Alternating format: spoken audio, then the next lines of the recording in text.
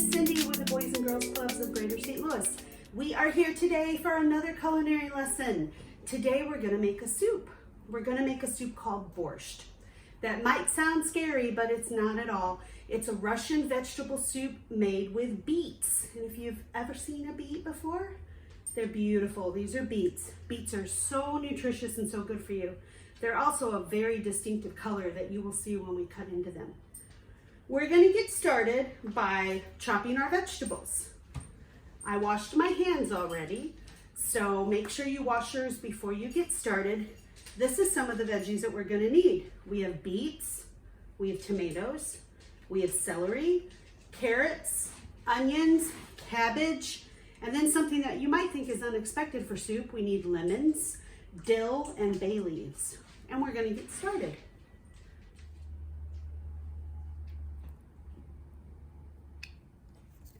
As always, I washed all my vegetables before I got started. There's a wet towel under my cutting board so that it doesn't slide, and I'm using my chef's knife. Now, most of my vegetables will just get thrown in the pot at the same time, so I'll put them in a big bowl after I chop them, but the onions we're gonna saute a little bit. So we don't wanna put the onions in right away. I'm gonna start with chopping the onion. This is the part of the onion that would have had the top coming out of it, the green part that grows. This would have been where the roots are. We wanna chop those off.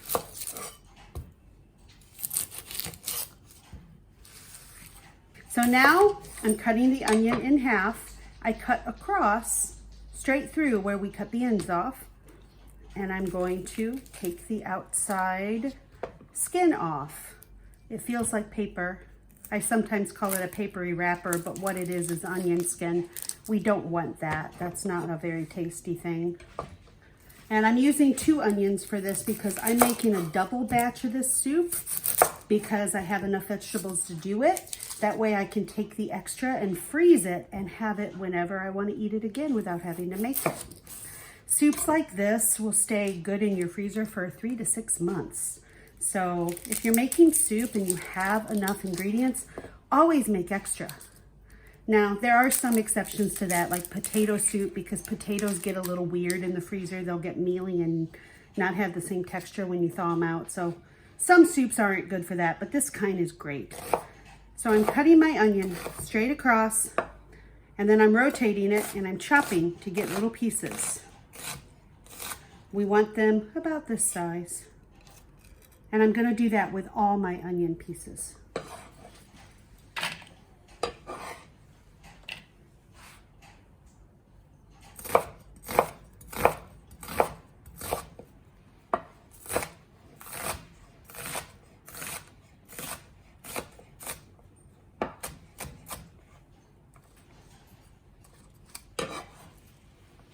I'm putting my onions in their own bowl because we're going to saute those before we add the other veggies to our stock pot.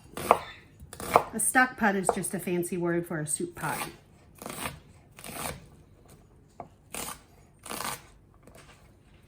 A little trick when you're chopping onions, someone asked me on Friday, how do you keep your eyes from watering? Well, sometimes I don't. But as a rule, if you try to breathe through your mouth and not your nose, your eyes won't burn as bad. The reason being is the oils from the onion get into your tear ducts and make your eyes water. It kind of burns. It won't do any harm to you, but it does feel unpleasant.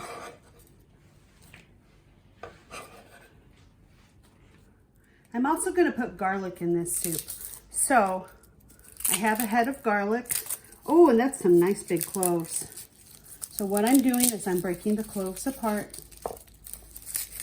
And I'm making a large batch of soup, so it's probably going to take all of these. Be cautious about runaway garlic that flies across the room.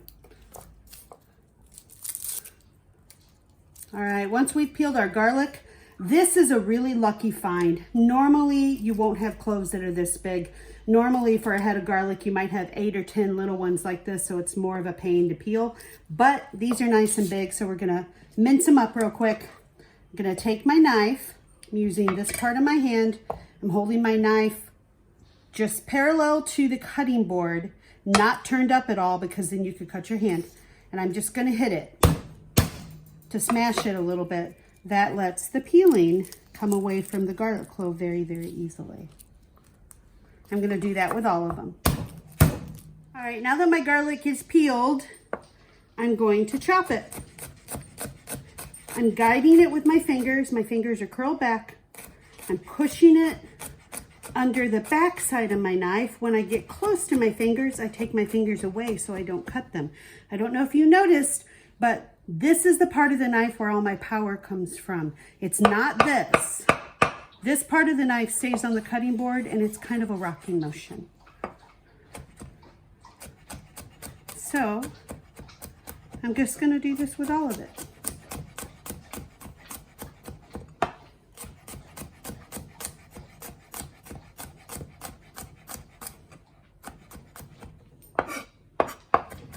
And then I'm going to cross it to get it in smaller pieces. You can also use a garlic press or any kind of fancy garlic mincer you might have. I just prefer to do it by hand. And it doesn't have to be itty bitty because it's a soup. And then I have a small bowl I'm going to put my garlic in because the garlic is going to be sauteed with the onion, but it cooks a lot quicker than the onion, so we don't want it to burn. So I'm going to add that after the onion is partially sauteed. So it has its own bowl. Now I'm going to get these two out of my way and sit them over by the stove and grab a larger bowl. Now we're going to start on our veggies. So obviously most people know what this is. This is a carrot. Now, these carrots are a little dry on the edges, so I'm going to cut those edges off. I am not going to peel my carrots. Carrots are extremely nutritious, and a lot of the nutrients and fiber are in the peeling. I washed these carrots very well. I'm going to cut them in half. You don't even have to cut them in half. You can leave them in round discs if you like. These are so large, I think cutting them in half could make it easier to eat. So I've cut them in half, and now I'm just cutting them into pieces. Like that. I'm going to throw them in my bowl. I'm going to cut all of these carrots.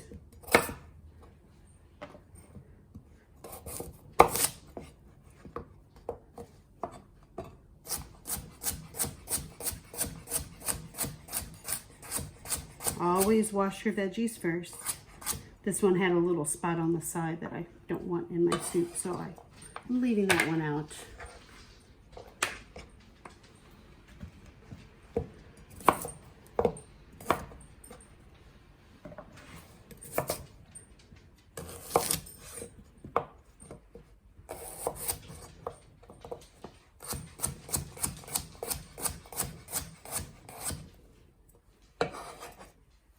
Borscht is a Russian soup.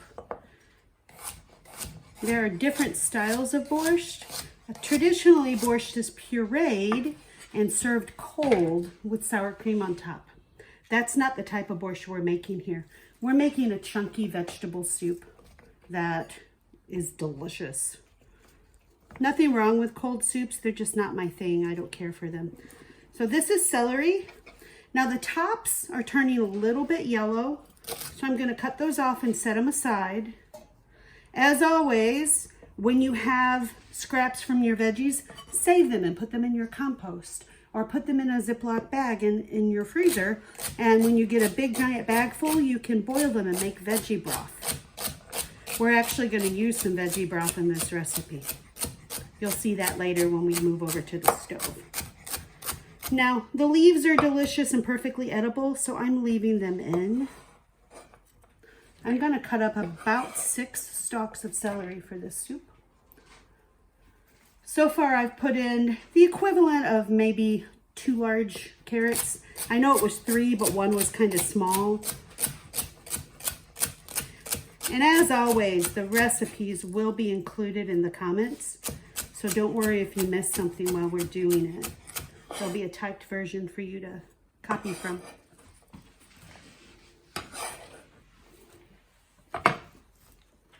Now, some of my celery seems a little short, so I'm just going to use the rest of this head. The thing about vegetable soups, is you can put whatever you want in them. If you have a little bit more celery in one batch from the next, it won't hurt. It's going to be delicious and good for you.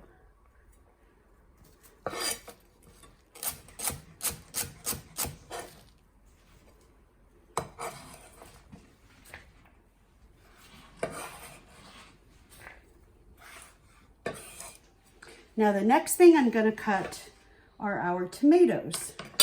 With the tomatoes, I'm going to use a serrated knife because it cuts through the tomato easier without tearing it or smushing it.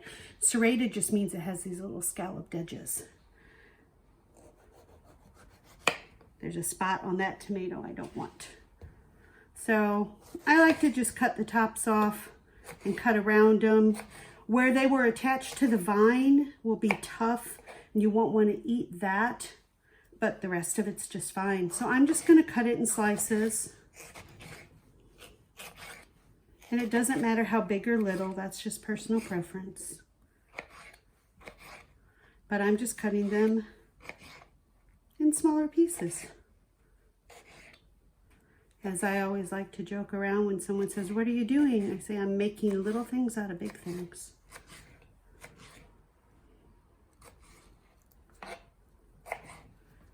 And once they're cut, I'm using the back side of my knife, not the blade side, to do the scraping because it could dull the blades. Otherwise, these vegetables have all been cleaned already.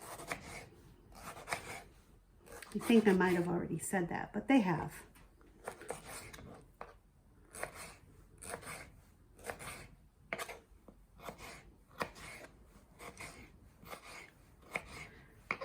If you didn't have fresh tomatoes on hand, this is a great recipe to use up canned tomatoes. If you had crushed tomatoes or even whole ones canned that you could chop, it works great in this. Let me just get that in there.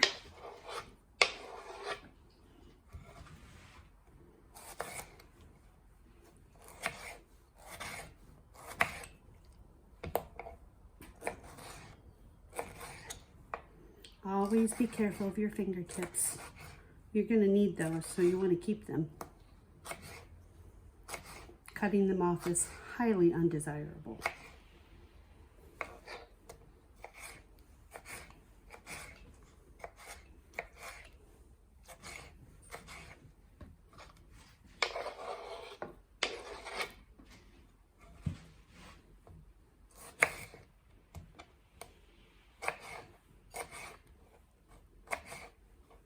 If your tomatoes have a few tiny little bruises or blemishes on them, that's okay as long as they're not molding. A little bruise, if you get it pretty quickly after it's bruised, won't hurt you. But if your tomatoes have anything fuzzy growing on them, that is mold. And mold can actually send little feelers, almost like roots, into the inside of the tomato that you might not be able to see. So if your tomato is moldy, you don't want to use it.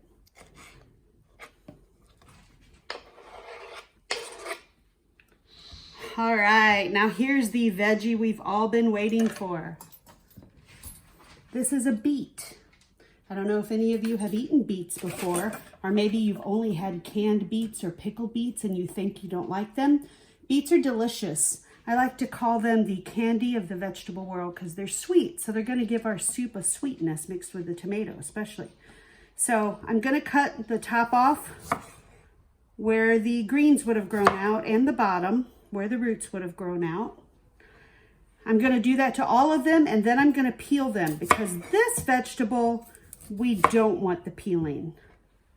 And you're going to see they stain my fingers pink and they'll stain my cutting board pink.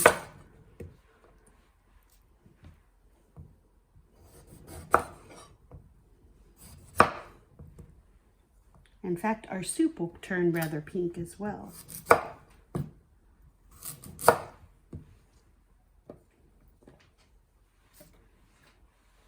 So now that I've cut the ends off, do you see the bright pink on my knife? I'm just going to peel them.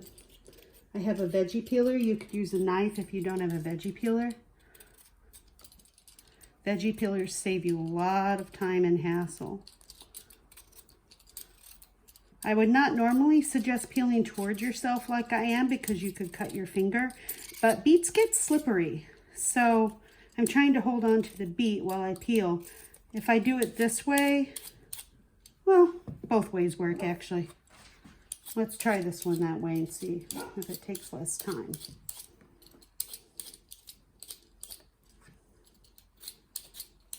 I find doing it away from me, I'm having to hold on to the beet a little bit harder to keep it from flying out of my hand.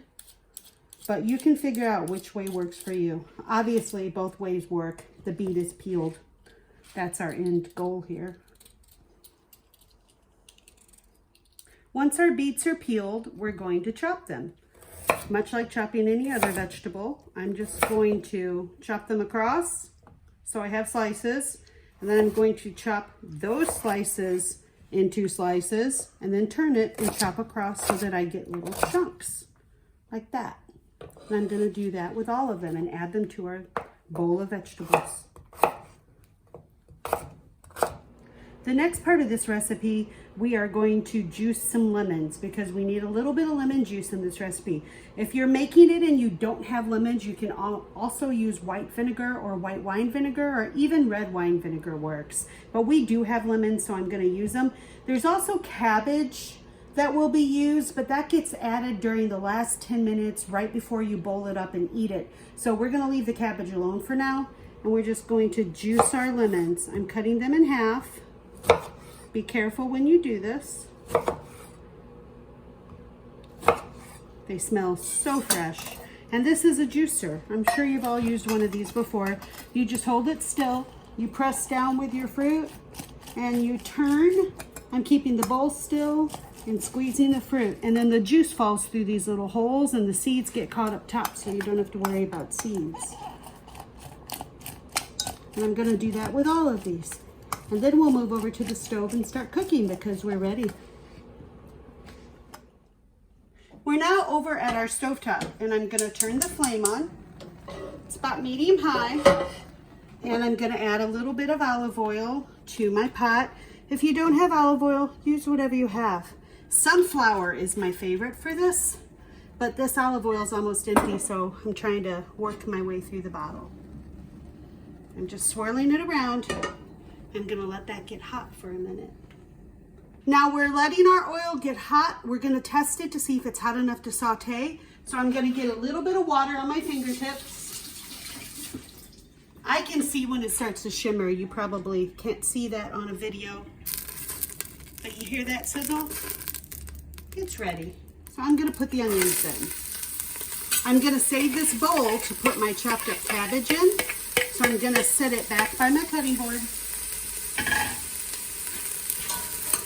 And I'm just going to saute these until they start to get translucent and a little brown on the edges. And then I'll add the garlic. You can see that it's starting to brown just a little bit. At least I can see it. I don't know for sure if you can. I'm going to add my garlic. Garlicky goodness. Garlic is extremely good for you, by the way. It's a natural antibiotic. It'll help keep you strong and healthy and help support your immune system naturally.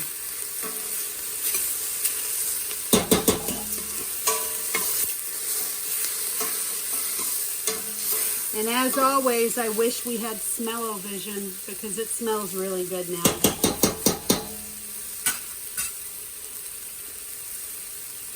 Now that our onions have started to brown and our garlic has cooked for a minute, I'm going to add the veggie broth. Now, normally I have veggie broth made and frozen in my freezer, but I was out because I've been cooking a lot.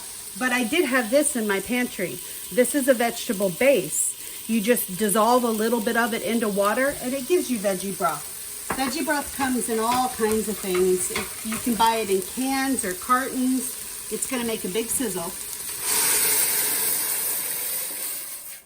I'm just going to dump it in there and give it a good stir to get any of the little browned bits up off the bottom of the pot. That's called fond, by the way, those little brown bits, and that adds a lot of flavor. Now, if you didn't have any veggie broth and you wanted to make this dish with chicken broth, you totally can. You can even make it with just water. I like to keep this dish vegetarian, so I don't use chicken base in it. I like to use veggie base, but if all you have on hand is water, make it with water. It will still taste good. Now I have my big bowl of veggies. I'm just gonna dump them into there and try not to make a mess.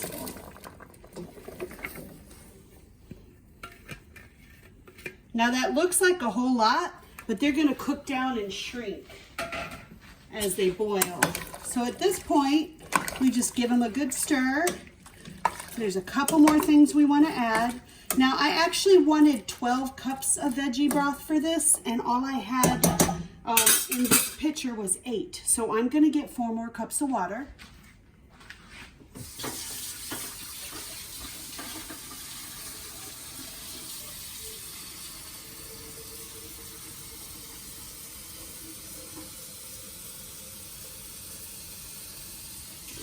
And I'm just gonna add that in. I'm not even worried about putting more veggie base. I'm sure it's plenty. Now I want to add, this is gonna be a big pot of soup, guys. Now I'm gonna add a couple of bay leaves. And mine are broken up and kind of small, so I'm actually putting 3 instead of 2. And I'm going to add 4 tablespoons of the lemon juice that we squeezed.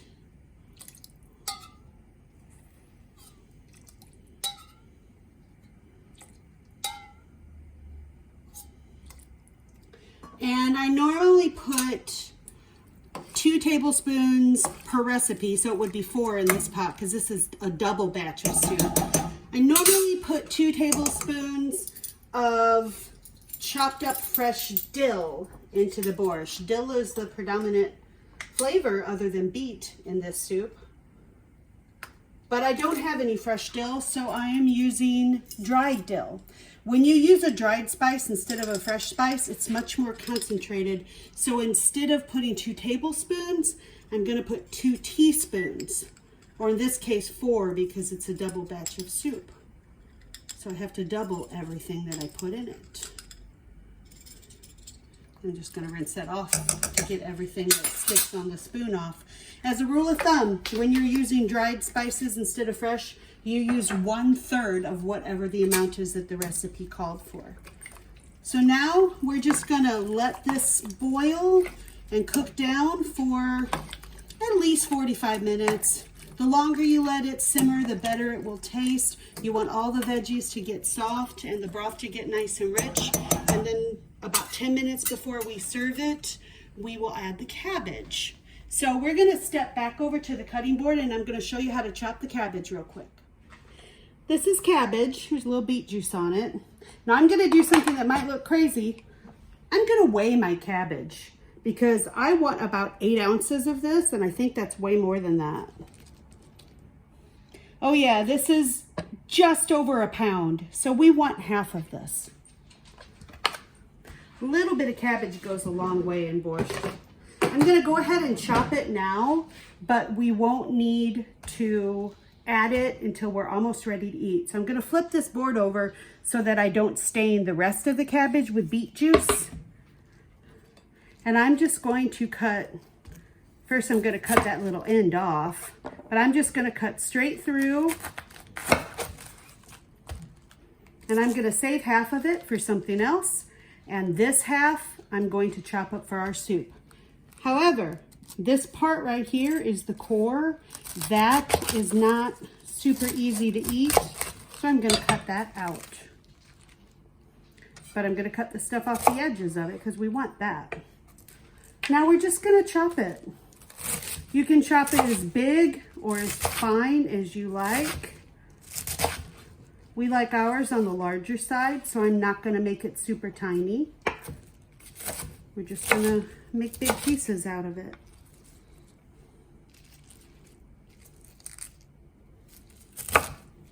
You could shred it just like you do for coleslaw if you wanted. All right, we're gonna keep ours that big. And I'm just gonna put it in the bowl that the onions were in. No use dirtying up another bowl. And before the soup is done, we'll add the cabbage.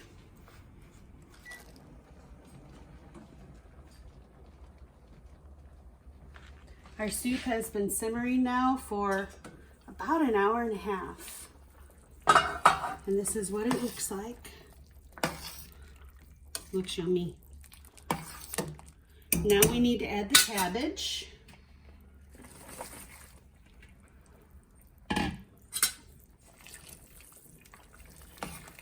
Cabbage cooks really quickly, so we only want the cabbage to be in there about 10 minutes. And we did not salt or pepper this soup. I always wait till the end whenever I'm making something stewy, because sometimes you don't need all that much salt if you wait until the end. All the other flavors will blend together. I'm actually going to taste this before adding salt because we used a commercial veggie base, and those usually have a lot of salt in them, whereas if I made my own veggie broth, it would have none. So I'm going to taste this.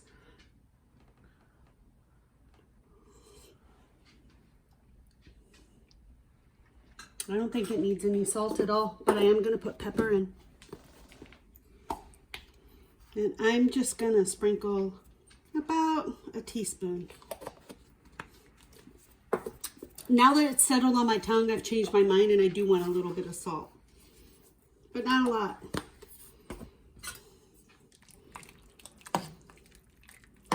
You notice it stopped simmering when we added the cabbage. The cabbage cooled down the temperature inside the pot. So we're just going to let that cook for about 10 minutes more, and then we're going to eat. I'm going to taste it once more for the pepper and the salt. That tastes perfect. All right, we'll let this sit and simmer for 10 more minutes and see you in a bit. Our soup is done, and we're going to have some for dinner. I'm going to show you how it's traditionally served.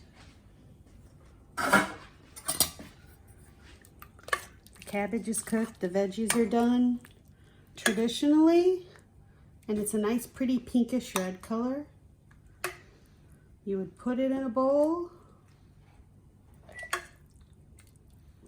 And these are pretty big bowls, but they were the only white bowls that I had.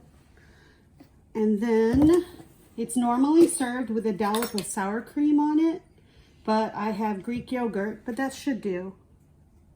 Just a little dollop on top, and I'll use that spoon to eat with. So, and then a sprinkling of dill, fresh if you have it, but I don't. And that is how you would serve it. Bon appetit, guys.